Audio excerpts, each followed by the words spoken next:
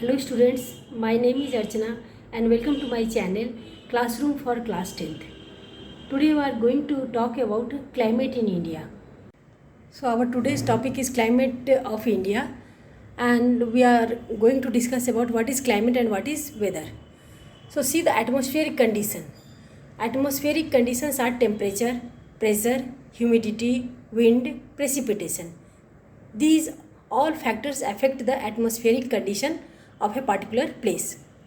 If these conditions like temperature, pressure, humidity, wind and precipitation remains for a small period of time, that means for 2 days or for 1 week, that is called weather condition. It stays only for a short period of time. Now, if these conditions like temperature, pressure, humidity, wind and precipitation, that is rainfall, snowfall or whatever precipitation is there for a particular place, if it remains for a long period of time, that means 10 to 20 years, then the weather is called as a climate. That this type of condition persists for a long period of time, then it is called a climate. Now it becomes clear what is difference between climate and weather. In the first chapter of our geography, we have discussed about the relief feature of our country. As we know, India is a very vast country. Its area is very vast and it has got a different type of relief feature like mountain, hills, desert, coastal plains, plain, plateau, islands. These all are the different relief feature in our country. So the weather and the climate also varies in different places according to the relief feature of that place. So let us study the climatograph for some places in India. Now students, in our textbook page number 45, 4 places of climatograph has been given. That is New Delhi, Leh or Ladakh. Another is Jaipur and Chennai. Now first of all, we should compare the climate of New Delhi and Leh. We have been given the maximum mean temperature, the mean minimum temperature and the rainfall in millimeter. So for New Delhi we can see the mean maximum temperature, that it starts from 23 to 24 degrees centigrade and it reaches up to more than 40 degree centigrade in the month of April and May. Now see the mean minimum temperature. The mean minimum temperature goes less than 4 degrees centigrade in the month of January and it touches up to 24 or 25 degree centigrade in the month of June. That is the highest mean minimum temperature. And again in the month of December, it is just 6 or 7 degrees centigrade. Now let us study the rainfall pattern. The rainfall is maximum in the month of July and August. So we can differentiate the climatic condition of New Delhi and Ladakh. New Delhi is a Gangetic plain. Its temperature is very extreme. That means it is very cool in the month of winter and very hot in the month of summer. And rainfall also June, July, August month it is getting a heavy rainfall, and compared to other month where it is getting only 50 to 60 millimeter of rain. And the month of November, December, January, February, March, it is getting very less rainfall. Whereas Leh and Ladakh, the maximum and minimum temperature is almost the same. The temperature does not touches 35 or 40 degrees centigrade. It just maximum temperature goes up to 25 degrees centigrade, and in the winter the minimum temperature goes minus 15 degrees centigrade, and rainfall is also very less. That is throughout the year In every month average rainfall is 12 to 13 millimeter. Now children, let us talk about Jaipur and Chennai. Both these cities have a quite opposite type of weather condition. Jaipur lies in Rajasthan, which is a desert area, and Chennai in the southern part of India.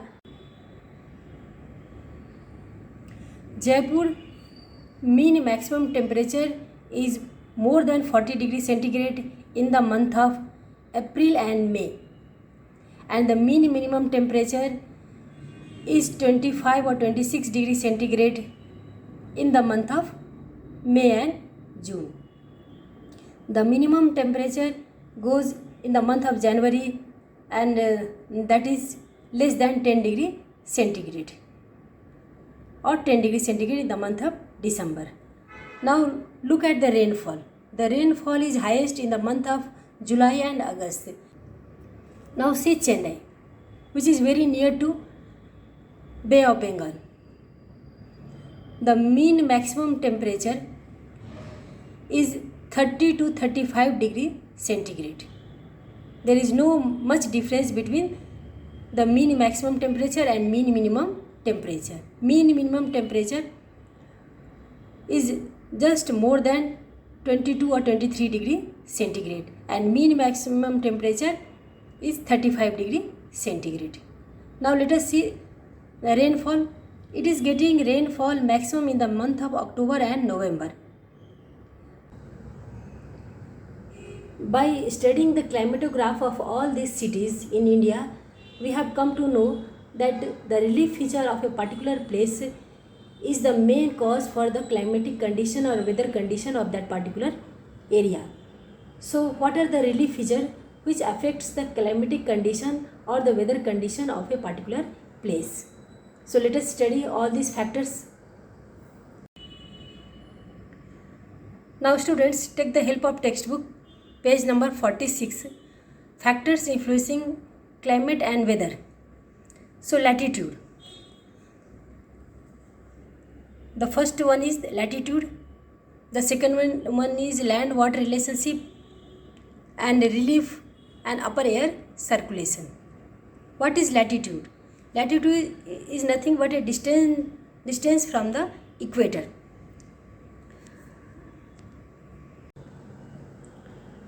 So factors that influence the climatic condition or weather condition of a particular place are the relief features. So what is the relief feature? Relief feature means what type of land the area has, whether it is a mountainous range, whether it is a plain or plateau or a coastal area, or it is a desert. So this is called the relief feature.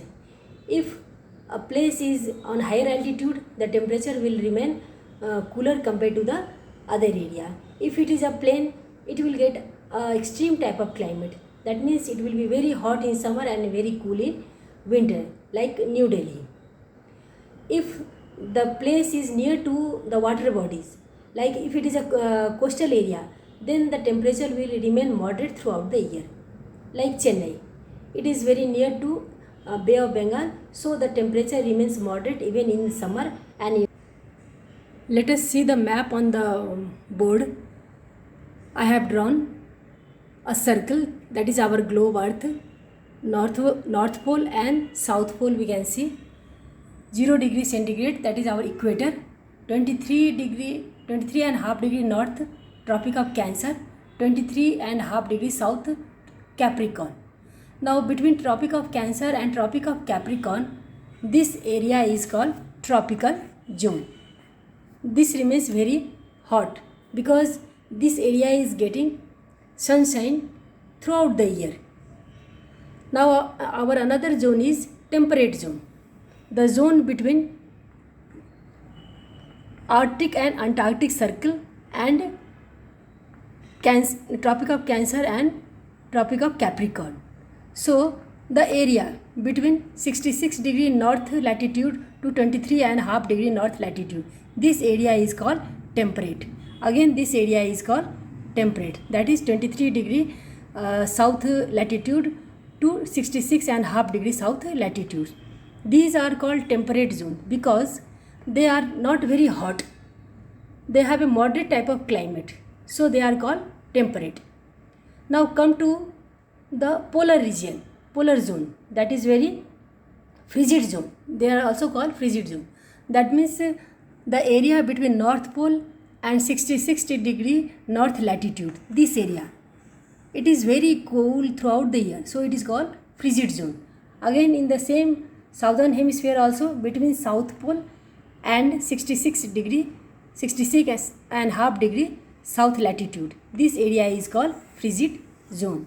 So on the basis of latitudes, we can divide our globe into 4 main parts, that is tropical zone, temperate zone and frigid zone. That is the 3 main part.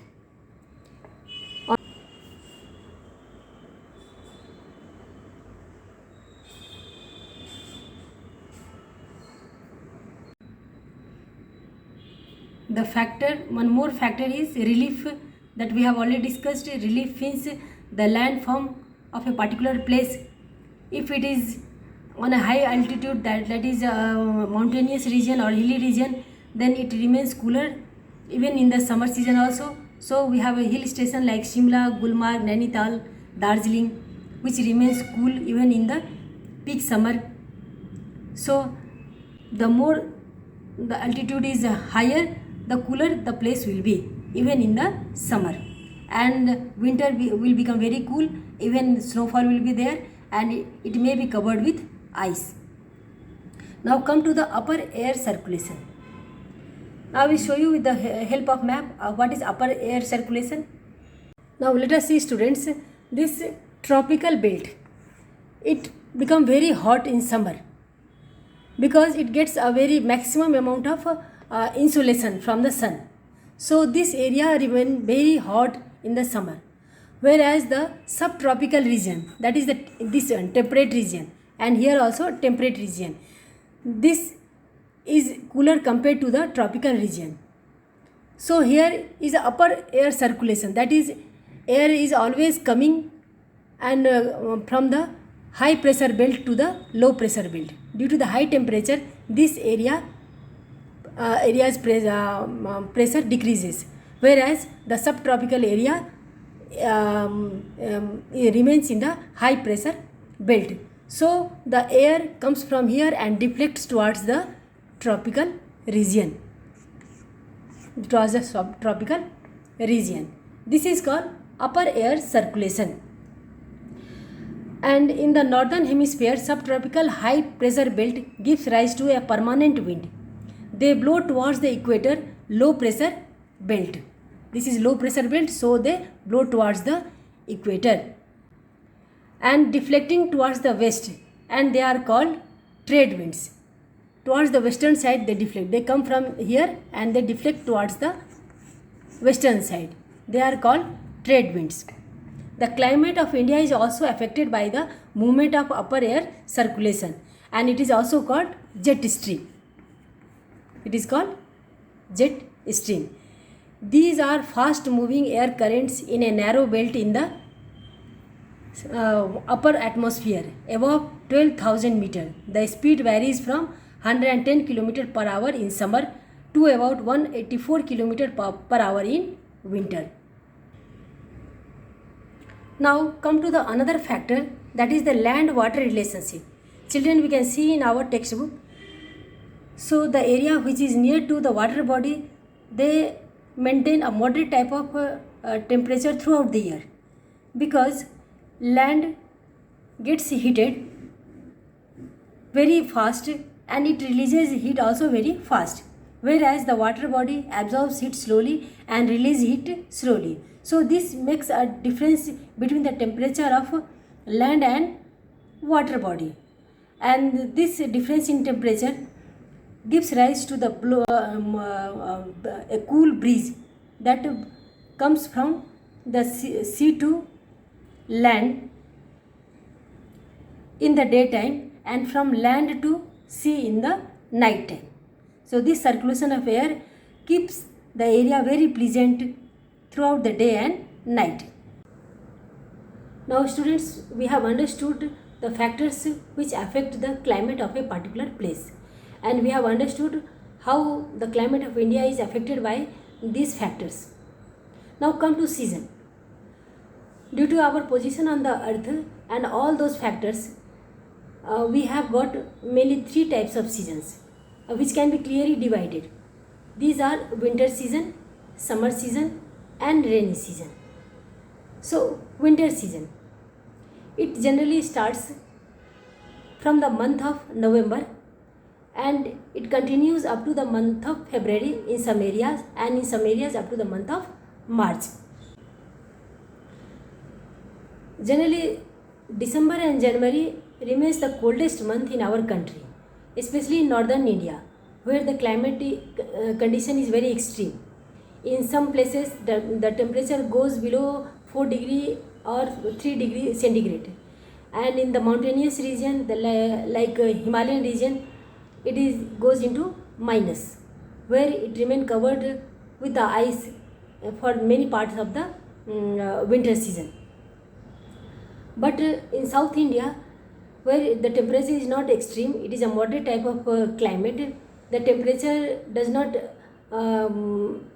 goes below 20 degrees centigrade, because South India is surrounded by water bodies from three sides. So the most of the part in South India, except some interior part, it remains moderate. Now let us some details about the winter season in our textbook, page number 49. During winter, the weather is generally pleasant with clear sky, low humidity and cool breeze. Cyclone depression coming from Mediterranean Sea called western disturbances cause low to moderate rainfall over northern India. This rainfall is a boon to wheat crop, which is generally cultivated in Rabi season. Now children, let us study summer season.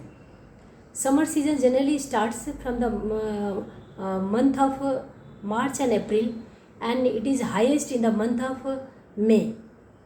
India lies in the tropical belt, so the summer season in some part of our country, it is very hot. The temperature cross 40 degrees centigrade also. As we move from the southern part of India to the northern part, the temperature goes on rising. Somewhere it is 42 and 43 degrees centigrade also, because the northern India is very far from the water bodies. Towards the end of the summer, sometimes we get sudden splash of rain, that is very good for the mango ripening. So such type of rain is also called mango shower, because it helps in the ripening of mangoes, especially in South India, in the Deccan Plateau region. Now let us study summer season with the help of a graph given in our textbook. Now here is the given India's average temperature in the month of May. Let us see the Himalayan region in the month of May. In the northern part of India, that is Jammu Kashmir, Uttarakhand, Uttaranchal, and these all the northern border of our country touching the Arunachal Pradesh, here the temperature is 20 degrees centigrade. Okay.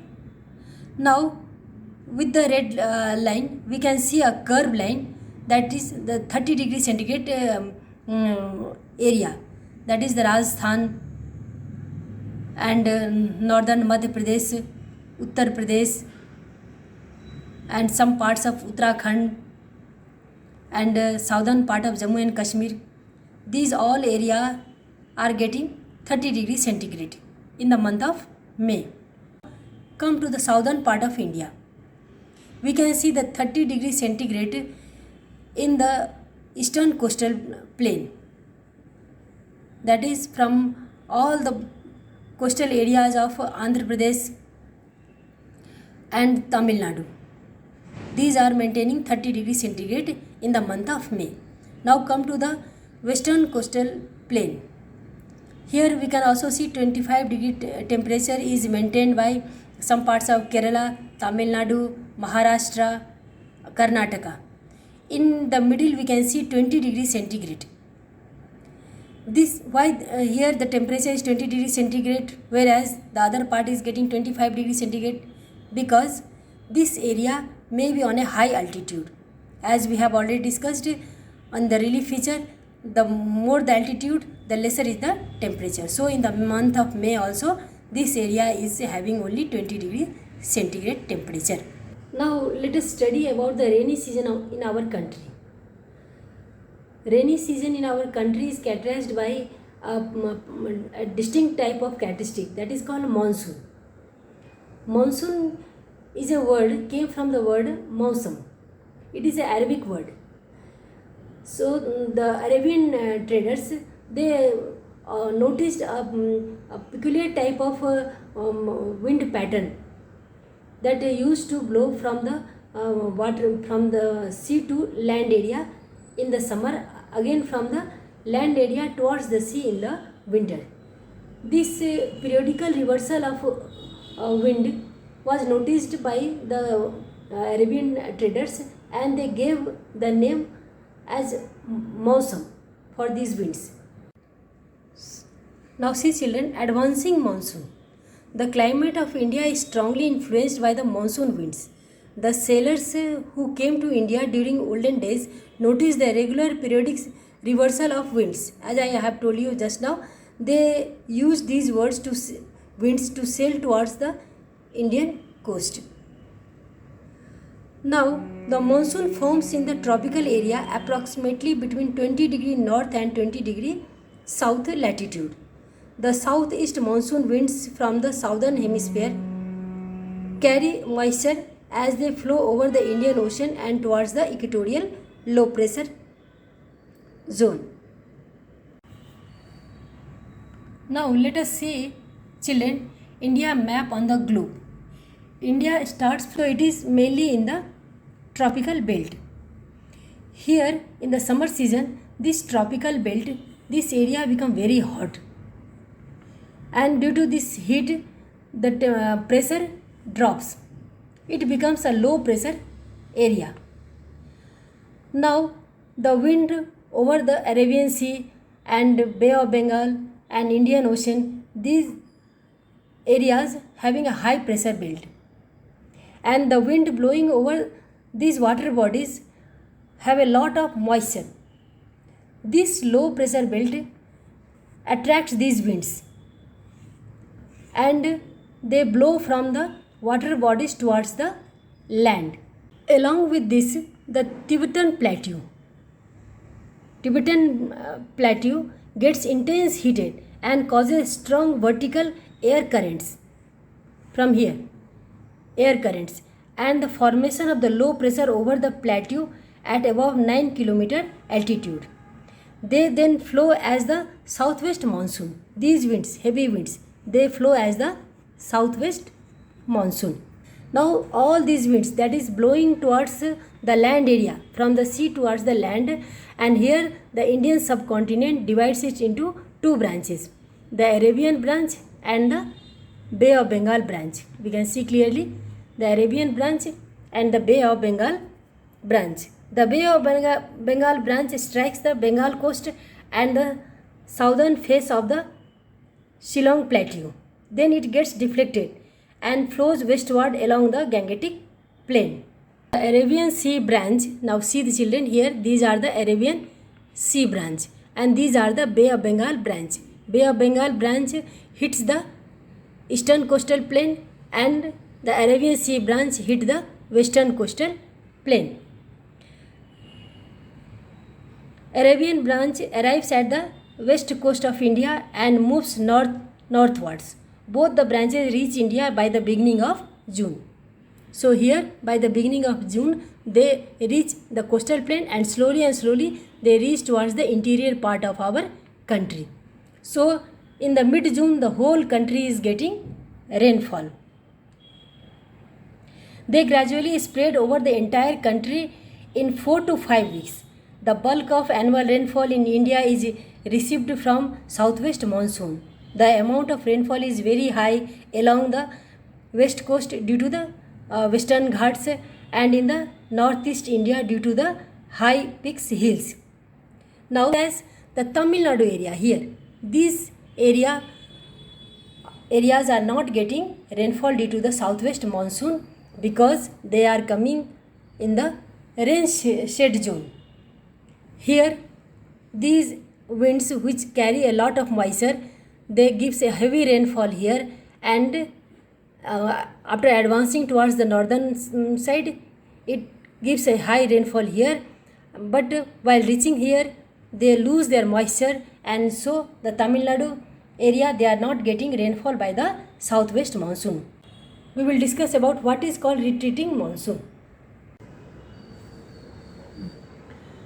So October and November is the month of retreating monsoon. When the monsoon starts retreating, that means it is going from our country.